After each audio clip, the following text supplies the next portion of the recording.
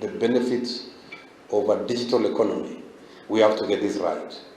And in addition to that, I'm also happy to note that on the rollout of this, there are some of the things which will automatically go. One of the things that we believe will go is vetting for IDs. This will really create a lot of inclusivity because there are people in this country who feel they've been marginalized for one reason or another, particularly in the border counties, who are required to go and vet, to queue, to appear before the DCCs around the country.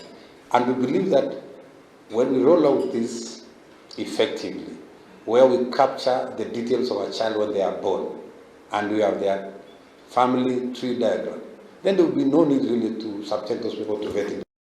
All the information will be in our databases. Of course, the bigger context is really service provision, human rights, and data governance, and that's the bigger frame. And if we are to go to these international fora and these continental fora with something to offer, then I think we have to make sure that these three elements of quality, essential service provision, leaving nobody behind, human rights that respect everybody's rights regardless of their identity, and also data governance.